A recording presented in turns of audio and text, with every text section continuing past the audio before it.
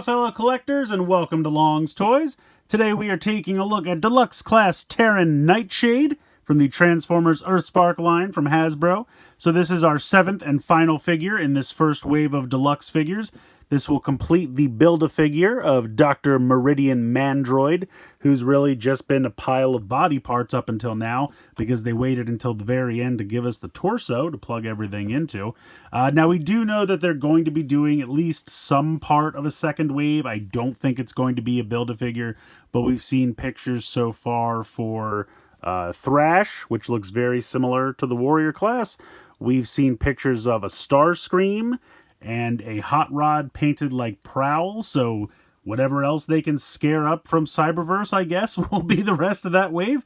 But I'm very excited to take a look at this. I think this is really cool. Now, I don't think I've seen this character in this alt mode. I believe Nightshade's been around, but they didn't take a alt form yet. I've only seen up until the end of the first season. So I think this looks great. I'm very excited for this. We have the standard plastic-free packaging here, so there's no window or anything. You can reach right in and touch the figure. Got the standard Earthspark little picture over here on the side, and then you have a picture of the Build-A-Figure over here. Nothing going on the bottom. Up here, we just have the same kind of similar group shot for Earthspark. And then spinning it around to the back, we have nice product shots of the robot mode and the owl mode, which I think actually looks pretty cool. I'm excited for this one. I love the colors right off the bat. I love the colors. So I'm going to go ahead and get Nightshade out of the box here, and we'll take a closer look. Here is Nightshade out of the packaging. I really like the look of this figure quite a bit. There's a lot of nice metallic paint. The one thing I will say, the wings come separate and you have to attach them, which isn't a problem, but they're stacked one on top of the other. And so I don't know if it's just from being in the box or whatever, but the wings stuck together a little bit because of the paint, I'm guessing. And so I did have a couple of little, paint marks where the paint kind of chipped off from that. But luckily it's on the back, so it's not that big of a deal. But this is just a really fun looking figure. I mean, absolutely no kibble. Well, I don't want to say absolutely because you do have the little owl feet here on the back of the forearm. But for the most part, there's no kibble whatsoever. Now, you do see the owl head here on the back. I kind of wish there was something that you could cover that with, but not really anything you can do about that. But it's a really fun figure. I mean, the colors are great. Really nice metallic paint. Some here on the thigh. Again, the wings, as I mentioned. Head sculpt looks really nice. Simple, but great. Really nicely painted and detailed there. Now, there's not a ton of different color. It's mostly shades of green, but you do have a little bit of fluorescent yellow here on the sides to break it up. Plus, you have the yellow from the eyes, a little bit of black. But overall, I just think it's really fun. I think it's a really neat little figure. The transformation is pretty simple, but good, and I really like it quite a bit. We'll dive into all that in just a moment. I wanted to take a look at the accessories that are included. We have these two little blades, which I like a lot. I think they look great. They fit into the hands very simply. And I like the look of those little daggers, but they also store on the wings here. So you can see this area right here. There's a little tab, and there's a tab here on the side of the sword. And so you can just pop this in, and they store right on there, and they fit very flush. I love that. I think that's really cool. Just kind of looks like it's part of the wing. Really nice. I think that's really cool. I love weapon storage like that. Very, very cool. And then, of course, we have our torso finally. So we'll come back to this a little bit more later. But you have this torso here. I believe it's cast all in black with just a little bit of brown paint here for the pants. And then this little bit of silver paint here around the one shoulder. But I'm going to put this off to the side. We'll come back. So Nightshade, again, really like the look of this robot mode. You have a ball joint here for the head. Can look a little down, a little up, not ton. Spin side to side, no problem. Even tilt a little bit side to side, no problem. For the wings here, you have a lot of articulation going on. So you can see that there's ball joints here. So you can kind of move that around. You can go in and out a little bit on that ball joint. You can kind of go all the way back if you like that. Then you have this hinge here, down here, which moves nicely. When you take the wings out of the packaging, you have to push them down. There's a peg right here that you push them down on, and then you also peg them in right here. So they're pretty secure. I would say they're not going anywhere. They look good. Again, the metallic paint's very nice. And you have two really good articulation points there in the wings, which work great for both the robot mode and the owl mode. So you can kind of tilt the wings back a little bit if you want to get them out of the way of the shoulders here, because you have a ball joint here. Go all the way out 90 degrees. You can rotate around. Now, of course, you are going to hit into the wings, but you can rotate them back a little bit to kind of get a little bit more movement, but you're obviously not going to be able to do a full 360, but it doesn't really bother me all that much. You have a bicep swivel there. You have 90 degrees in the elbow. The wrist is non-existent. The arm and the forearm are all one solid piece, and then you just have these. I wish they could have done something with these. It's not a big deal. It's not a huge deal breaker, but even if they could kind of collapse a little bit, just so that they were a little bit closer to the forearm, because they just really hang out far away from the forearm. I wish there was a way you could kind of push those in if they were a little telescoping, something like that. I get it. You know, it's a $20 figure, but it would have been nice. It looks like there's going to be a waist swivel, but there's not, and it's because of the way it transforms. There's actually a hinge here, so it's kind of like a reverse ab crunch, I guess, in a way. But it could kind of work like if you have the character flying, if they're flying along like this and you want to kind of angle the legs back, so it could work well for that. You have a ball joint here in the hip. Kick pretty far forward, kick pretty far back. Can't really go all that far out to the side, unfortunately. If they would have just kind of, you know, beveled this out just a little bit more, we could have got like a full 90, but as it stands, only about 45 degrees. Now, there's no thigh swivel up here, but there is kind of a swivel right above the knee down here, which is also very important for the transformation. And then you have pretty much, not quite 180, but it will be 180 when we do the transformation, but there's a really nice range of motion there. In the knee, you do have an ankle tilt, which is nice, as well as being able to manipulate the heels and the toes. Unfortunately, I feel like the heels are just, I don't know, like it stops about here, but I feel like they're not strong enough, and because you have all the weight in the wings, they can, like, it will kind of try to fall backwards if you're not too careful. So you do have to kind of position it correctly and make sure that the weight's distributed properly. But you can still get some really cool poses in. You just have to make sure that maybe they are tilted a little forward so that you don't fall backwards from the weight of the wings. But it's a cool looking figure. I really like it a lot. I like how sleek it is. I like how there's not really any kibble with the exception of the feet here. But like looking at the back of the figure, it's very clean. I mean, yes, you can see the owl head, and it's a little hollow here, but really no kibble. It's a really sleek, dynamic looking robot mode, and like I said, I love the colors. Very, very, very cool. I like this a lot. So let's go ahead, let's get into the transformation. So the first thing we're going to do is rotate this entire head section forward and stop there. Obviously the head is going to hit because you have the ears here, and it's just meant to stop right there. And then you have this fantastic owl head. It kind of looks like he's wearing a graduation cap, but I love it. The yellow paint for the eyes, the nice metallic paint here. The head can swivel, and just like a true owl, you can move the head around 360. I think that's really cool. So there's your owl head. I mean, technically, I guess if you wanted, you could just have them running around with the owl head instead of the robot head. It would look silly, but you could do it. Then you're going to bring the arms forward. I guess I should have mentioned this as an articulation point. You kind of have this butterfly joint, which you can totally utilize in the robot mode if you want. It's meant for transformation, but you do technically have this butterfly joint. So this is going to come around, and you want to do this with both arms, and then they'll kind of meet. They don't do a full, like, 180. They kind of meet here at a 45-degree angle. So something like that. So they'll kind of hit into each other about there. And then you're going to want, you can see that there's a clasp here so that you can hook the two forearms together like that. And then just kind of straighten this up. And then of course we're going to flip down the owl feet. And then that clasps together pretty well. Now we're going to come around to the back. We're going to utilize that bend that I talked about earlier. You're going to take the heels and bring them forward, and then you're going to just tilt the feet up just to kind of store that away. You're going to bring the legs up. You're going to rotate at that just above the knee rotation. And then this is going to collapse down. And then there's a tiny tab right there, which is going to tab in right here. So you just bring this up, and this will tab in to the body like that. And then we're going to just repeat the process. Make sure the wings are out of the way here. Bring this up, rotate, slide this in, and tab that in. And it's pretty secure. The legs don't tab together as you might think they would. Now you can see the heels are kind of loose on mine. I don't know if that's a common problem. It's a bit annoying, but it's not annoying enough that it's a huge problem.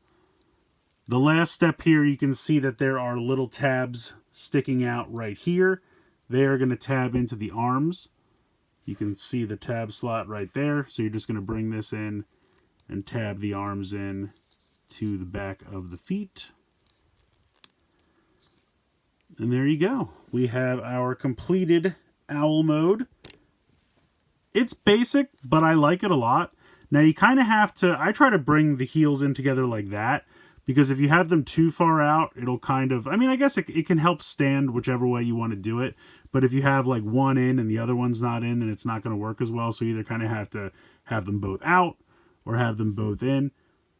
That almost kind of looks like tail feathers to me, which is kind of why I do it. But I guess it stands better technically if you do it like this. But the wings still really work well in this mode. Like, they flap really nicely. And also you can kind of bring this down like this. So if you want the owl to kind of be like landed and have the wings tucked under, I think that's really cool. It's a simple little feature, but I like it quite a bit. And then of course we can just flip the wings back out like this. So very cool. I like this a lot. It's a very simplistic transformation, but it works. I buy that it's an owl. The legs tuck up very nicely on the back. Now you do have some hollow space here, which isn't the best, but from the front, you can't really see it. And if you hide it with the wings, then you won't really see it this way either. So there's that. But yeah, it's just fun. I don't know. I just like it. It's very simple, but I like it a lot. I love the colors. I feel like it needs a little bit more yellow to pop. Like, I like it for the eyes. I like it down here. Maybe if there was a little bit of yellow in the wings somewhere, just to, again, make it pop. I mean, I do really like the paint that we get. Don't get me wrong. And I love that the weapons can store in the wings. I really like that a lot. But it just needs a little bit more of a pop of yellow somewhere.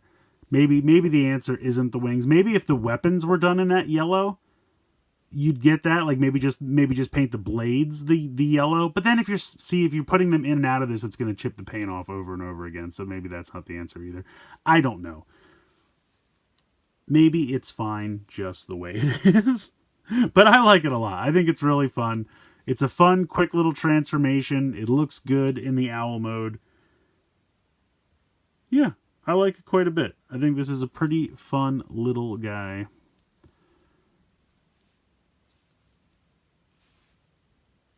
A fun little robot toy. Again, I don't know too much about the character of Nightshade. They only appeared in the last episode or two of the first season, so I haven't gotten enough time to see them pick the alt mode or, you know, be a main character of an episode or anything like that. So I'm waiting. Well, I'm not waiting. Actually, I guess I am waiting because I don't have Paramount Plus. I think it's on demand. I need to check. I think it's on. I have Comcast on demand, so I think it's there. Otherwise, I'll have to wait till the DVD comes out. Here's a little bit more paint smudge from them sticking together, but yeah, overall, very, very cool. Dr. Meridian Mandroid. What an imposing threat. So here is the pile of pieces we currently have going on for this. But wait, now there's a torso, so we can start to pop this together. See if we can pop on. Man, some of these are going to be really tight, aren't they? Maybe it's easier to pop on like this. No? Okay, there we go. I get the feeling that once these are on, they're probably never coming off, but that's fine. All right, he has legs. He is a man with legs. I don't know. This one's really warped. I don't know if it's just because of the box I had it in or what, but That's going to be fun when he can't stand. Oh, there we go. All right, so next we should probably do this. So I believe this hooks on like this, or does it hook on like this? No, I would assume it has to go on like this. So let's pop this on here. Is that in? I guess.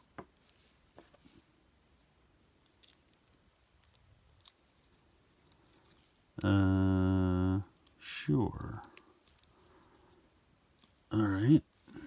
Then we can pop this on like so. Is that correct? Maybe. This isn't working correctly at all. Yeah, maybe. No, I guess that's got to be right. Unless I just completely have this. No, because that pegs in. It looks like it fits the small of his back. For some reason, I just thought these went up higher. But let's go with that. So we can pop this arm in. Let me get these out of the way here. Well, that is over there now. Let's go ahead and try this again. It's just, everything's very tight. There we go. That goes in there. At least it moves around decently once I have it in here. Now, you can choose the normal arm, or if you got Shockwave, you can give him the more exciting arm, which I am, of course, going to do. And then we can drop the head in here. Now, this thing I don't understand. It has this swivel, but then you can see that this piece is so, like, such a hard edge that it hits there and it stops. So he's only meant to jiggle his head from side to side slightly. That's very strange to me. But here we go. I guess that's mostly hidden anyway. Is this meant to turn? Yes, kind of. Okay, so let's bring this back. And then I can find this maybe over here. There we go. Move the arm out of the way. And I guess I should have practiced this first. There we go. I really feel like... Do I have this upside down? I don't think so. Because like I said, it kind of fits the small of his back here. And it all lined up with the peg on his back as well. But it really does seem like these should be up here so that they're out of the way of the arms. So maybe I have it on backwards. But here we go. Here is our Build-A-Figure plus extra arm. So if you've ever thought to yourself, I wish I had a Build-A-Figure with an extra severed arm. Well, here you go. This is your day. Yeah, I don't know. This is all right. It's not the best. Of all the things to do, I mean, first of all, we don't need Build-A-Figures. I'd rather you just put more paint and accessories into the individual figures. I guess this is all right. The arms are completely solid, though. Like, they could have given him an elbow or at least a bicep swivel or something, but you get this kind of ball joint in the socket that almost kind of gives him a butterfly joint. You get a little bit of up and down, plus there's the hinge. So that's okay. And they are nicely painted. I'll give them that. You have the head, you have these pincer claws, and then he's just got the most regular, boring legs. I would have given the guy crazy robot legs. I don't know. It's just me. But yeah, there's your Build-A-Figure. Finally, one solid piece, not just a pile of parts. He does have a torso. He is all right. And I just wanted to do a size comparison real quick so you can see how the Build-A-Figure kind of stacks up against a typical Deluxe. It's almost the size of a Deluxe. It's kind of like a 4-inch figure. Like if I bring in Blue Beetle here. Well, maybe he's even like a 5-inch figure. He looks smaller when you're kind of just looking at him. Do I have here? Here's a Dragon Ball Evolve Piccolo, which is like 5.5. So maybe he's somewhere in between. Here is a Ninja Turtle 5-inch figure as well. So yeah, he's maybe 4.5, probably 4.5. So a little bit taller than I would have expected, and just looking at him, he definitely seems smaller. But I guess these are probably 5.5 to 6. So, I mean, in Earthspark, the humans are closer in size to the Transformers than in like G1. So this kind of makes sense. I think this kind of works. So I guess they could technically do battle, and that could work, especially if he's got augmented robot parts. But yeah, it kind of works. I think Nightshade's fantastic. I love the color scheme. I love the paint applications. Good articulation. Transformation's a little basic, but still really fun. And I really like the Owl alt mode. I think they did a great job with that. I just think it's a really clean robot mode. There's really not a lot of kibble at all, with the exception of the little owl feet here on the back of the forearms. But not really that big a deal. I love the accessories. I love how they store in the wings. I think the head sculpt looks great. Just all in all, it's a really fun figure. Now, if you've been collecting all of the deluxes, of course you're going to want to grab this one because it has the torso for the Build-A-Figure. So you kind of need to get Nightshade if you want to have any kind of a semblance of a figure. Otherwise, it's just a pile of parts. But even if you didn't care at all about the Build-A-Figure and you've been kind of picking and choosing the deluxes, because let's face it, the Optimus is fairly similar to the Cyberverse release. The Bumblebee is fairly similar to the Cyberverse release. The Shockwave is the Cyberverse release. So maybe you've been kind of picking and choosing and blowing off a couple of them. This is definitely one of the ones to pick up. It's new, it's original, it's nothing recycled from Cyberverse, and it's just a really cool figure. So I definitely recommend checking it out. But let me know what you guys think in the comments below. Please like, share, and subscribe. Hope you guys enjoyed the video, and as always, thanks so much for watching.